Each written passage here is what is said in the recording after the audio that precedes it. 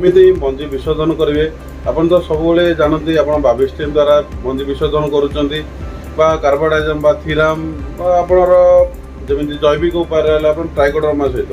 किंतु आपण आज मु बहुत भल गोटे एमती टेक्निक आनी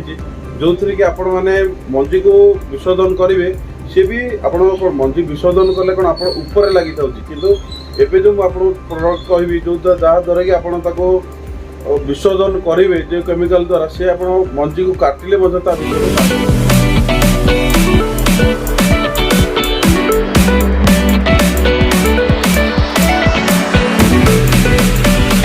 जय किसान आज पुणी आस सामने गोटे नुआ टॉपिक और नुआ वीडियो नहीं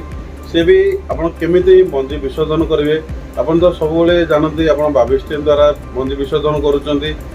कार्बाडाइजम थीराम आपणर जमी जैविक उपाय ट्राइकोडर्मा सहित किंतु आपण आज मु बहुत भल गोटे एमती टेक्निक आनी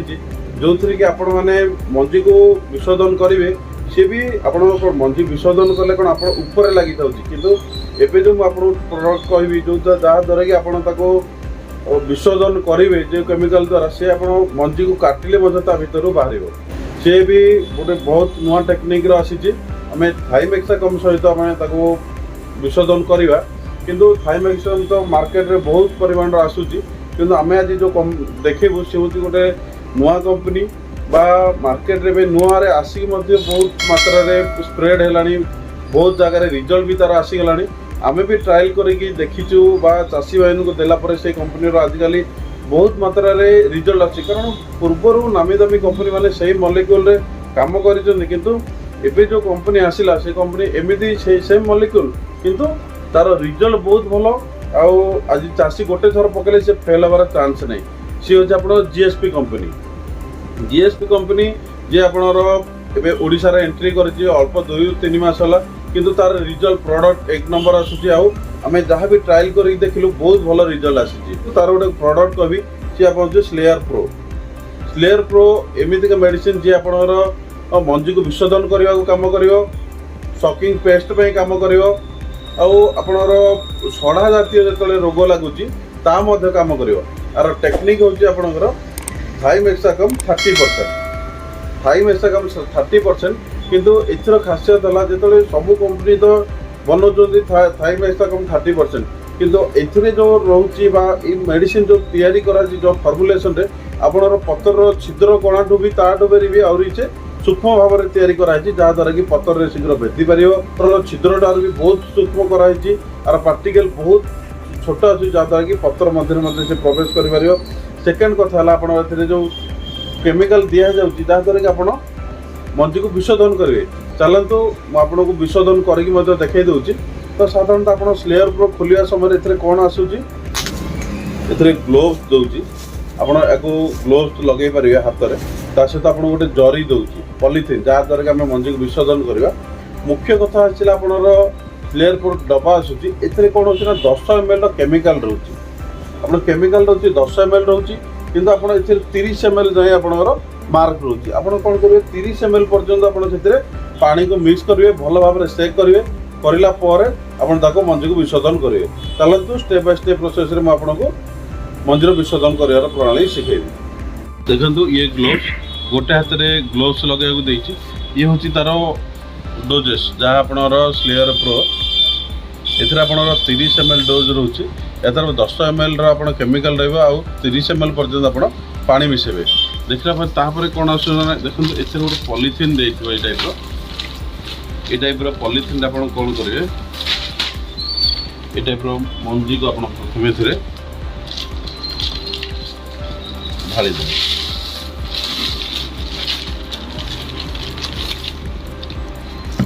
ढाल देला एथे जो केमिकल आसो एथे आप कौन करेंगे पानी यहाँ 10 ml थो केमिकल से 20 ml पानी मिसले 30 ml जो भल भाव सेक करदे सेक कलापर भल भाव खोलिए जमी आप मन को रखु आर मंजी विसर्जन करने मंजीर परिमाण देखिए आप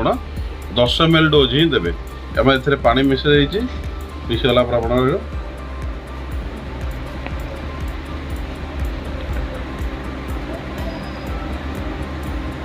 आसला 5 ml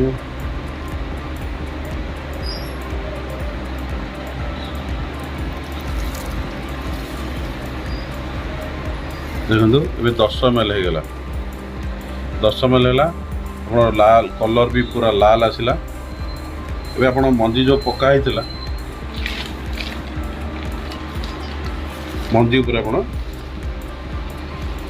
पकईदे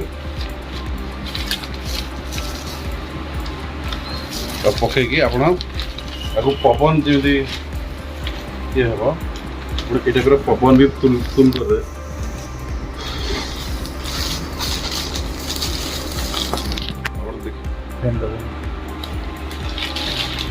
देखले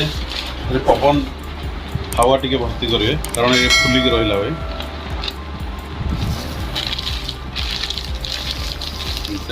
अपन देखिले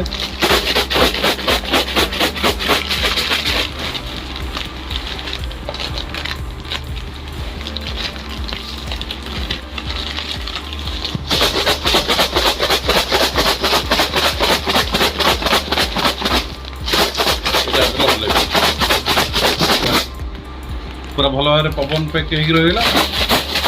टाइप शेक करेंगे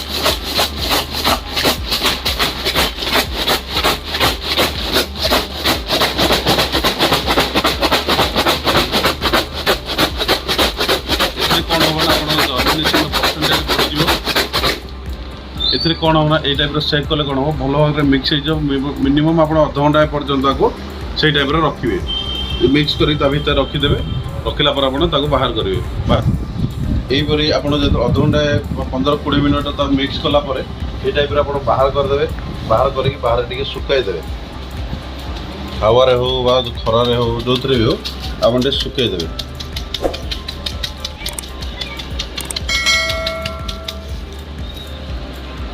आप ग्लोव्स जहाँ करेंगे ग्लोव्स व्यवहार करेंगे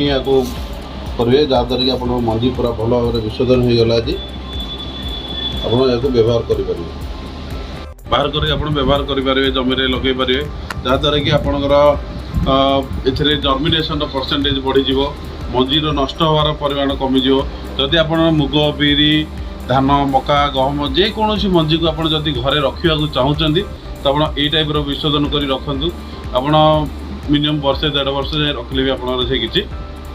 खराब हेनी जदि आप पूर्वर किसी मंजी रखीदे जदि आपको किसी डाउट लगुच जर्मिनेशन प्रोब्लेम आसीपे आगू तो आप स्लेयर प्रो आप विसर्जन करूँ जो थी कि आप जर्मिनेशन परसेंटेज बढ़ीज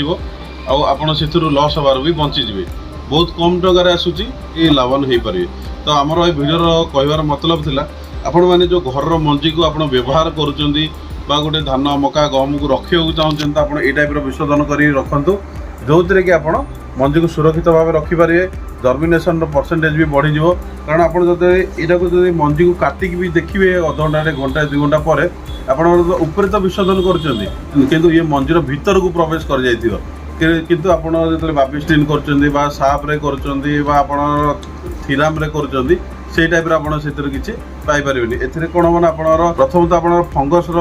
आटाक रू बचो द्वितीय कथा है जर्मिनेशन आप परसेंटेज बढ़ो तृतीय है पोक भी लगे से आप स्लेयर पर ही आप विसर्जन करूँ जो थे आप अधिक लाभवान हो पारे सेकेंड कथा है आप जो देखुं